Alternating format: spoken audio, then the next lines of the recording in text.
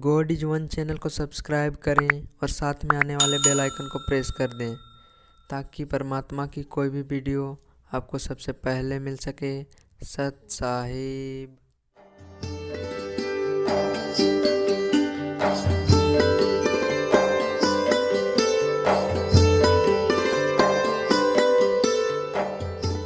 परमात्मा नहीं है, भगवान का अर्थ है तो जो भोग हमें भोगने योग्य वस्तुएं दे, जैसे खान पान या ठाठ बाट, और फिर हमें दुख ना दे, केवल सुख दे दुख नहीं देता, वो परमात्मा कहलाता है। वो श्रेष्ठ आत्मा, परमात्मा माने श्रेष्ठ आत्मा, पुरुषोत्तम, वही वास्तव में होता है। अब और ये लोकत्रयम अविश्य विभर्ति अव्यय ईश्वर है, जो इन तीनों लोकों में प्रवेश करके सबका धारण पोषण करता है, वो अविनाशी परमात्मा है। वास्तव में अविनाशी वो है। जैसे जड़ से खुराक चलती है वृक्ष को, मूल से खुराक चलती है, तना में आई, तना से डार में, डार से फिर शाखाओं में, शाखाओं से फिर पत्तों में आई।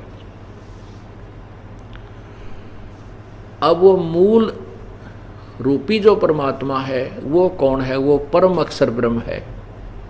गीता जी अध्याय नंबर 8 के मंत्र नंबर 1 में गीता अर्जुन ने प्रश्न किया कि प्रभु आपने जो गीता जी अध्याय नंबर 7 के श्लोक नंबर 29 में कहा है कि उस तत्ब्रह्म को और पूरे अखिल यानी सारे ज्ञान, आध्यात्मिक ज्ञान को और मुझे समझने के बाद मेरे आश्रित होकर के जो इस ज्ञान को समझ लेता है, तत्वदर्शी संत की खोज कर लेता है, तत्व ज्ञान से परिचित हो जाता है, फिर वो भक्त इस संसार की किसी भी वस्तु की इच्छा नहीं करता। वो केवल जरा मरण से छूटने का ही प्रयत्न करता है, उसी छूटने की ही कोशिश करता है। तो वो तत्ब्रह्म कौन है, मुझे उसके बारे में जानकारी बताइए। 8वें अध्याय के प्रथम मंत्र श्लोक में कहा है गीता जी में कि वो किम तत्ब्रह्म, वो कौन है? फिर वो तत्ब्रह्म जो 7वें अध्याय के 29 में जिसकी विषय में आपने बताया, 8वें अध्याय के 3रे मंत्र में कहा कि वो परम अक्षर ब्रह्म है। एक ब्रह्म, एक अक्षर ब्रह्म, एक परम अक्षर ब्रह्म, एक क्षर पुरुष, एक अक्षर पुरुष, एक परम अक्षर पुरुष।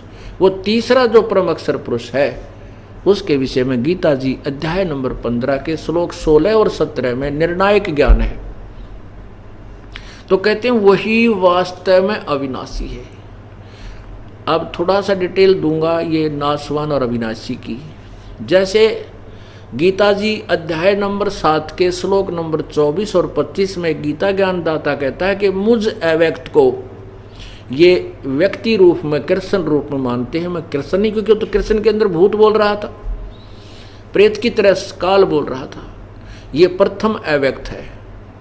फिर ये 8वें अध्याय के 18वें श्लोक में 17वें श्लोक में कहता है कि उस ब्रह्मण यानी पूर्ण परमात्मा के एक दिन में, उस ब्रह्मण माने परब्रह्म के, अक्षर पुरुष के एक दिन जब समाप्त होता है तो सभी प्राणी यानी परब्रह्म के लोक के भी और क्षर पुरुष, इस क्षर पुरुष यानी ब्रह्म के लोक के भी किस ब्रह्मांड होंगे, और स्वयं ये काल भी मृत्यु को प्राप्त हो जाता है। एक दिन में, उसका जब एक दिन समाप्त होता है जो 1000 युग का होता है परब्रह्म का। अब परब्रह्म का एक दिन आपको बताता हूं, उसके विषय में सुनना, क्योंकि आजकल बहुत इंटेलिजेंट हो गए हो, इतनी बड़ी बड़ी हमने डिस्कवरी कर ली है साइंस के माध्यम से, पता नहीं कितने टीवी, कंप्यूटर, ये क्या क्या बना लिए।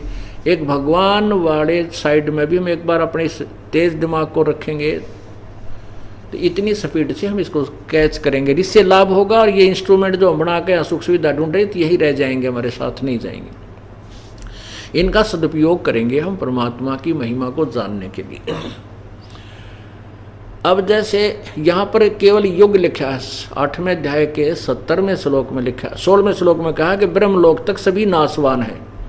ब्रह्मलोक तक के गए प्राणी भी पुनर्वृत्ति में जन्म मृत्यु आते हैं, और ब्रह्म के साधक अंतिम साधना है, उनका अंतिम उपलब्धि है, ब्रह्मलोक में चले जाते हैं और वहाँ गए हुए भी वापस लौट कर आते हैं। गीता जी अध्याय नंबर 8 के मंत्र नंबर 16 में कहा है। 17 में कहा कि उस ब्रह्म ने, उस परब्रह्म के एक दिन जब समाप्त होता है तो सभी प्राणी नष्ट हो जाते हैं और उसके रात्रि के प्रवेश काल में उसमें प्रवेश कर जाते हैं। वो 1000 युग की होती है, उसका 1000 युग है, नोट चतुर्युग। यहाँ पर युग और चतुर्युग का अंतर है, ये ध्यान रखना। ब्रह्मा का एक दिन 1000 चतुर्युग का होता है ब्रह्मा का, और परब्रह्म का केवल 1000 युग का होता है, लेकिन उसकी काउंटिंग अलग होती है। एक चतुर्युग में 43,20,000 वर्ष होते हैं, एक चतुर्युग, सतयुग, त्रेता, द्वापर, कलयुग। और ब्रह्मा जी का 1000, वैसे 1008 युग होता है चतुर्युग, और हम उसको 1000 चतुर्युग मानकर चलते हैं। इतनी ही ब्रह्मा जी की रात्रि होती है, तो 2000 चतुर्युग का दिन रात बन गया ब्रह्मा जी का। तो 30 दिन का एक महीना, 30 दिन का एक महीना, और 12 महीने का वर्ष, ऐसे 100 वर्ष की आयु ब्रह्मा जी की हुई। विष्णु जी की ब्रह्मा जी से 7 गुना अधिक, और शिव जी की जो तमोगुण भगवान काल का पुत्र है उसकी विष्णु जी से 7 गुना, अर्थात ब्रह्मा से 49 गुना उस शिव की मृत्यु है। और जब एक शिव मर जाता है, ओए होए, अब एक वो तमोगुण शिव जब मरता है तो एक ब्रह्मांड का, एक ये जो शिव मरता, ऐसे जब तो एक युग हो जाता है उसका परब्रह्म का, एक युग होता है परब्रह्म का। आप देखो हिसाब ला के, एक यहां का त्रिलोकीय शिव मरता है तो परब्रह्म का एक युग होता है।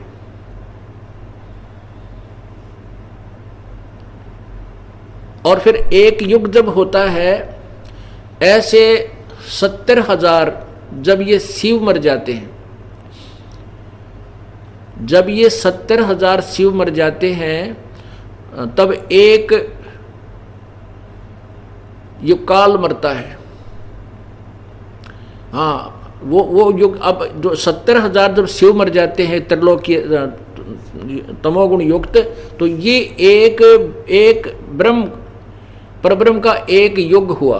वो पहले गलत बोल गया मैं कि एक शिव के मरने से नहीं, 70,000 जब ये त्रिलोकीय तमोगुणी शिव मर जाते हैं तो एक परब्रह्म का एक युग हो गया।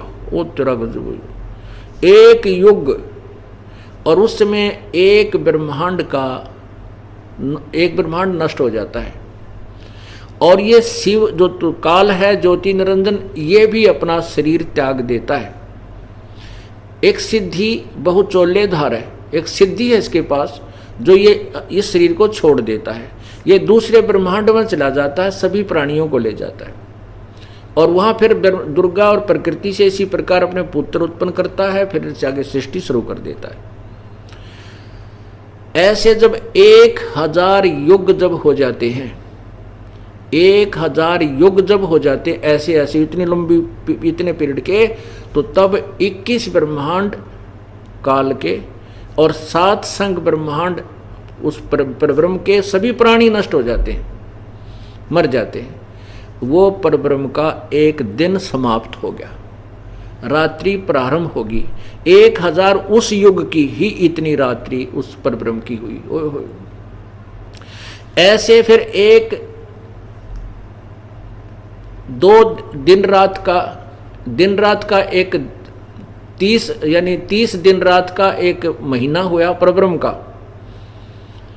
और 12 महीने का एक वर्ष हुआ परब्रह्म का, और 100 वर्ष की आयु उस परब्रह्म की है, यानी वो परब्रह्म भी मरेगा।